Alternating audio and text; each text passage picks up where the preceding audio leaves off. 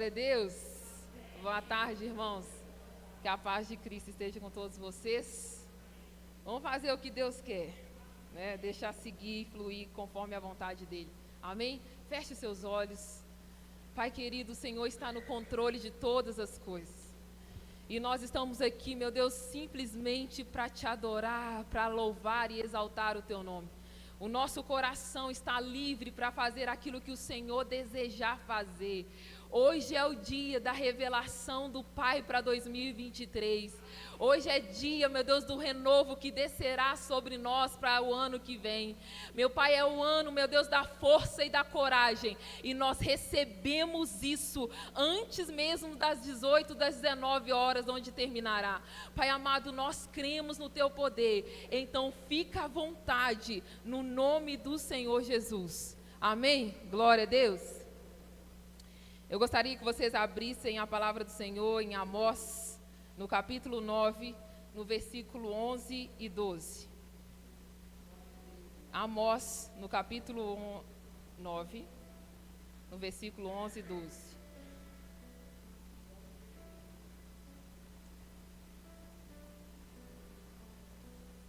Vou esperar vocês abrirem. Amém?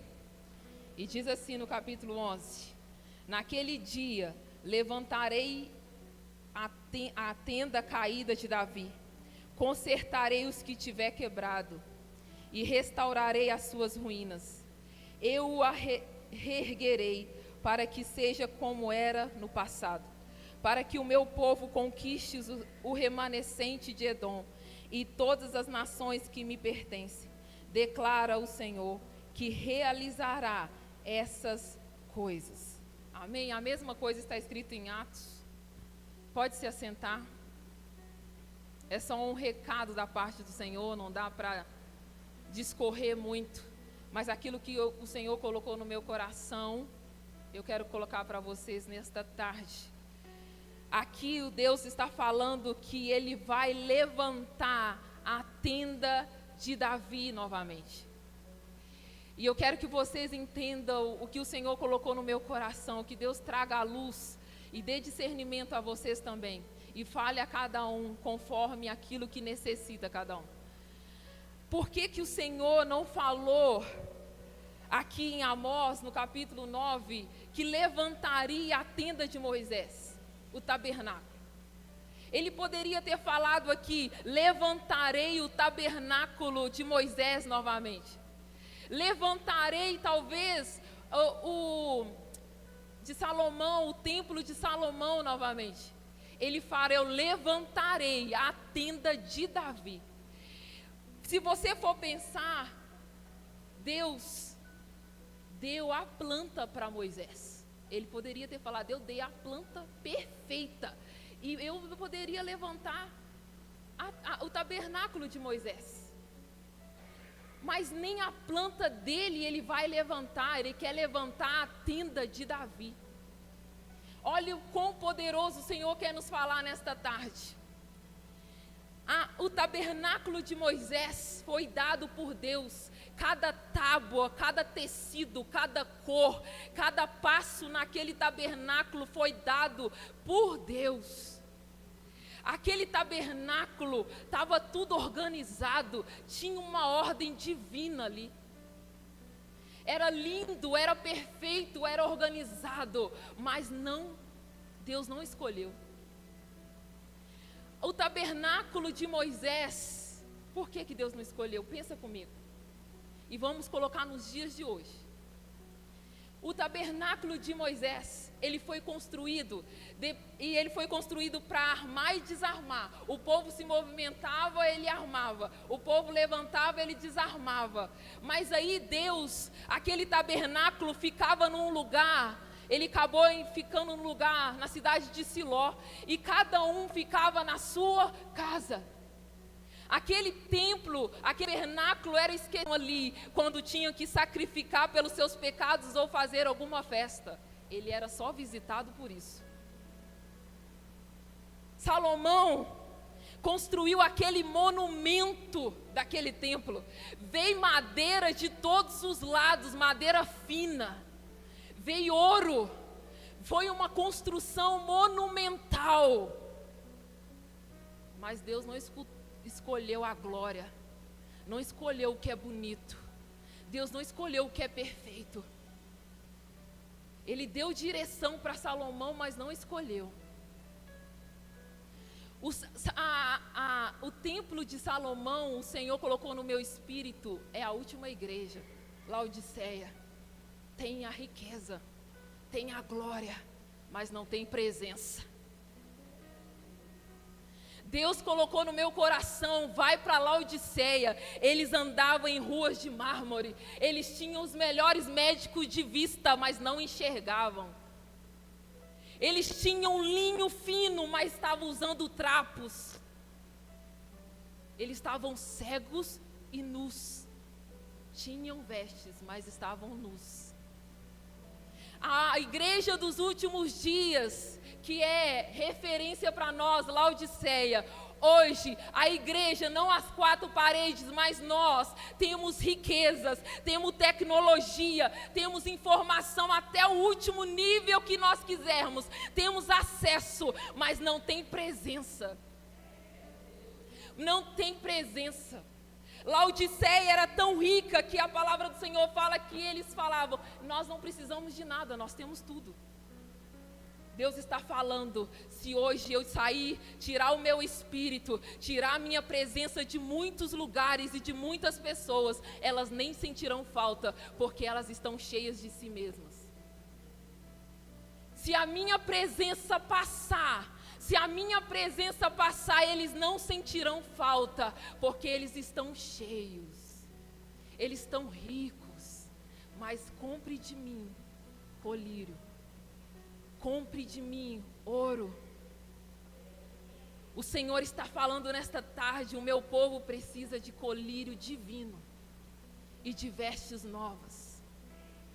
Nem toda tecnologia e nem todos os artifícios, sem a presença do Senhor, cairá com bênção e tudo. Vai cair com bênção e tudo. Porque se a presença do Senhor não estiver estabelecida, se os princípios do Senhor não estiver corretos e ajeitados no nosso coração, vai cair com bênção, riqueza e tudo. Porque o que sustenta é a presença. O que sustenta é o Espírito. Você não anda por aí no trânsito e não existe as leis de trânsito para que você não se fira e não fira o outro, para que você não morra e não morra também o outro. Assim também é a palavra do Senhor, lâmpada para os nossos pés, vida para nós. Se a gente não estiver baseado naquilo que Ele nos deixou, nós mataremos a nós e todos os que estão à nossa volta, levaremos muitos atrás de nós. Então a bússola é a palavra, o norte é a palavra, a presença é quem estrutura, é quem sustenta. Então, Deus não escolheu, Ele não falou: levantarei a tenda de Moisés. Ele não falou: levantarei o templo de Salomão. Ele falou: eu levantarei a tenda de Davi. E agora preste atenção, por que ele escolheu a tenda de Davi?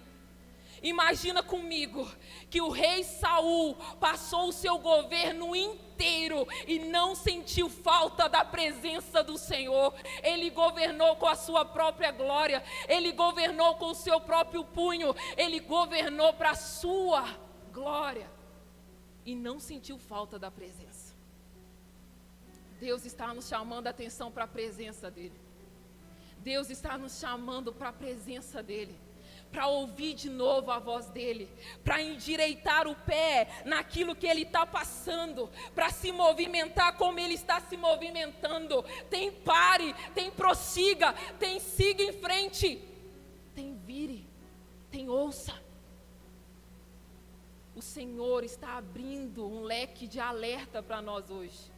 Sem a presença dEle, você não terá força e não terá coragem. Pararemos no meio do caminho.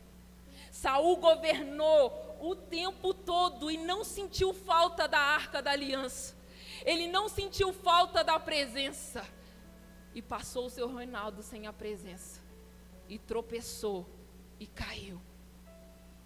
Mas Davi, quando Deus levanta Davi, rei, as primeiras coisas que ele faz, ele fala: opa, deixa eu buscar a presença. Eu não governarei sem a presença. Não tem como eu ser marido sem presença. Não tem como eu ser esposa sábia sem a presença.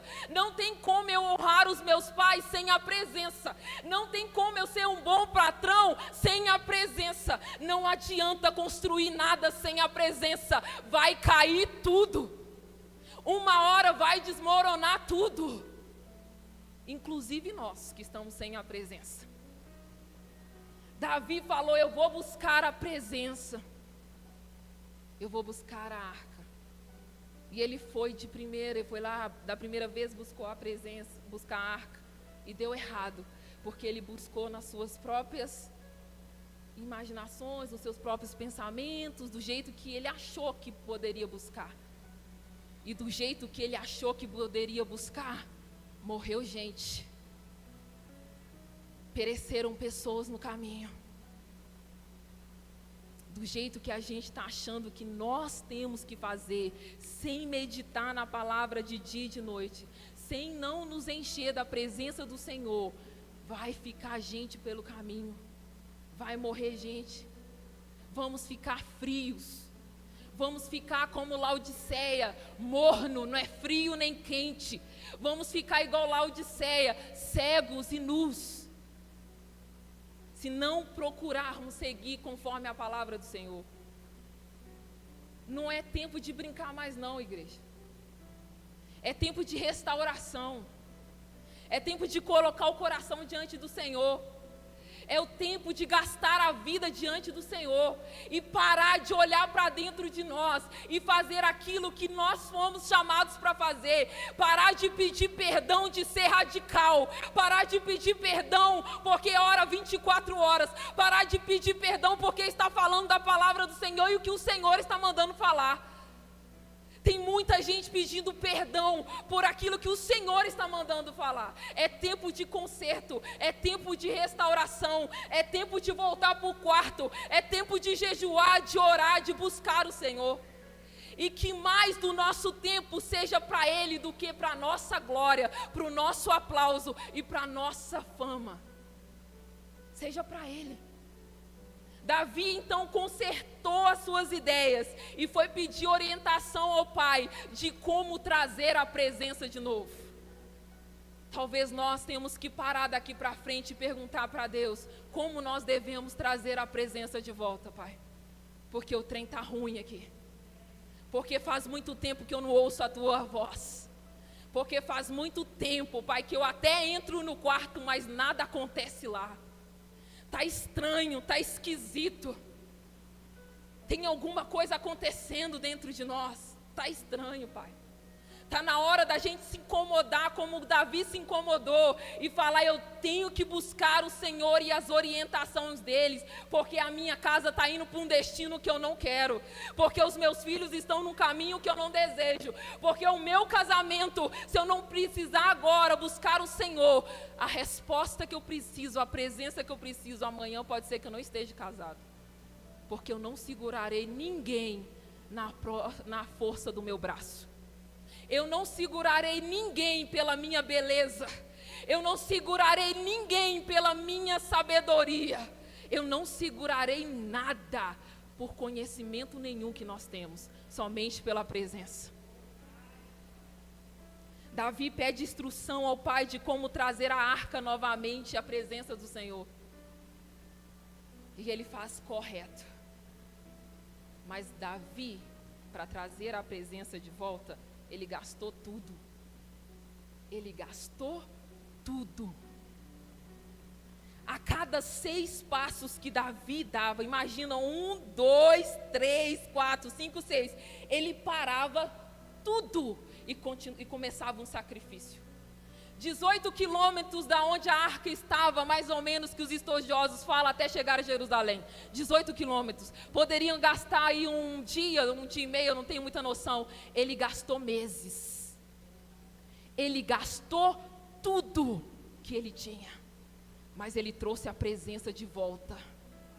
Quanto tempo começando de mim, eu e você vamos gastar para trazer a presença de novo para dentro, para o nosso meio? Quanto tempo você está passando diante do Senhor, jejuando, orando e clamando por Ele? Quanto tempo que você ouviu a voz do Espírito Santo te falar: filho, eu quero que você faça assim. É uma geração que não sabe ser corrigida, uma geração que não sabe ouvir não, uma geração fraca, uma geração que não sabe se posicionar, está perdida com seus próprios achismos, seus próprios egoísmos. Porque nos últimos dias, os homens serão amantes de si mesmos. Então Davi, ele começou e ele não foi sozinho. Para trazer a presença do Senhor, eu entendo que a gente não traz sozinho. Davi não colocou a arca no ombro e falou: vou levar sozinho. Davi era o líder e ele tinha os levitas, ele tinha aqueles que carregaram nos ombros, aqueles que iam cantando, outros iam sacrificando.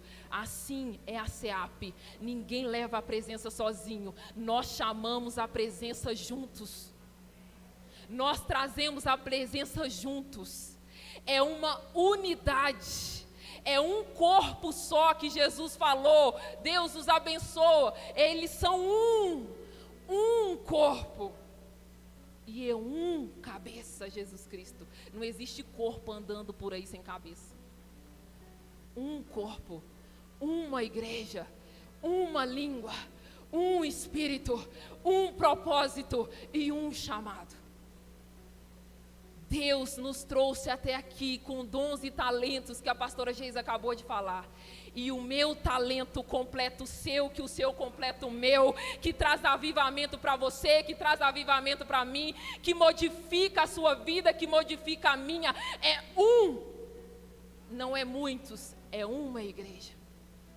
Davi, ele traz a presença do Senhor. E sabe qual que é a diferença de Davi, da tenda, para o tabernáculo e para o templo de Salomão? Davi, ele traz a arca e ele coloca a arca debaixo de uma tenda simples. E agora, ele colocou lá profetas, ele colocou lá quem ia cantar, ele colocou lá as pessoas que ficariam lá 24 horas, 7 dias por semana adorando o Senhor. Mas ele colocou a tenda e falou assim: ó, agora ninguém ora por vocês não, pode se achegar diante da presença, dance, adore, interceda e ore, porque agora ela não está escondida, ela está no meio de vós. Ela está aqui. E ele tirou tudo aquilo daqui. Deus colocou nele, no coração dele, um novo projeto de adoração. A tenda ficou ao ar livre. A tenda não tinha ouro revestindo ela. A tenda não tinha estrutura, não tinha madeira de acácia. A tenda não tinha nem cor. Ele fez uma tenda e ele colocou lá e falou assim: agora adore, agora adore. O Senhor veio, te deu vida em abundância e falou: eu rasguei o véu, abri o jardim e o relacionamento comigo renovei. Agora é com você. Agora é comigo e com você. A presença está no nosso meio de volta. A diferença que ele está falando aqui: naqueles dias levantarei a tenda de Davi novamente. Porque agora nós temos livre acesso. Agora você tem livre acesso de entrar perto da tenda, entrar no seu quarto, entrar onde você tem liberdade e chamar a presença dele. Você tem liberdade para fazer isso. A marca da besta não é agora, que ninguém vai marcar a sua testa nem marcar a sua mão. Pode ser num futuro por aí. Mas a marca da besta já anda no nosso meio. Porque a marca da besta é o que o Senhor fala: transformai a sua mente, transformai a sua mente. Quando você transforma a sua mente, as ações da sua mão farão aquilo que já está dentro da sua mente. Então o mundo quer unificar uma só coisa. Ele quer transformar a sua mente, colocar o lixo todo, transformar a sua mente. E aquilo que ser transformado, como ser transformada a sua mente, as suas ações serão conforme foi colocado no seu coração e na sua mente. A marca da besta começou já. Não espere um carimbo na testa. Não espere que um carimbo na testa, não. Eu acho que eu tenho aqui. Coloca para mim Deuteronômio, só para mim terminar. 6:4. Porque o inimigo não fez nada, ele só imitou. Então a marca da besta é como Deuteronômio 6:4. Escute, povo de Israel, o Senhor é somente o Senhor. É o nosso Deus. Passa mais um. Portanto, ame o Senhor, nosso Deus, com todo o seu coração, com toda a sua alma e com todas as suas forças. Passam a mente, viu? Guardem sempre no coração as leis que eu lhes dou. Que eu lhes estou dando hoje. Passa mais um. E não deixe de ensinar aos seus filhos. Repitam essas leis em casa e fora de casa, quando se deitar e quando se levantarem. Passa. Amarrem essas leis nos braços e na testa, para não as esquecerem. Amarrem na mão e na testa. O inimigo só pegou alguma coisa que já estava escrito na palavra do Senhor e falou: 666, essa é a marca. Eu transformarei a mente para que a mão deles, aquilo que está na mente, venha a ser ações. O inimigo só pegou. E o que o mundo está fazendo hoje? Arrancando de nós aquilo que é lei, aquilo que é princípio, e confundindo tudo. Então, sem o Espírito de Deus, se a gente não entrar debaixo da restauração, da tenda de Davi, trazer a presença de volta para dentro de nós, nós não conseguiremos. Seremos transformados por aquilo que o mundo está falando. O mundo está se unificando em uma só língua, assim como na Torre de Babel. Nós estamos voltando para a Torre de Babel, onde um povo falava uma língua e construiu algo. O mundo, Satanás, anticristo, está fazendo a mesma coisa.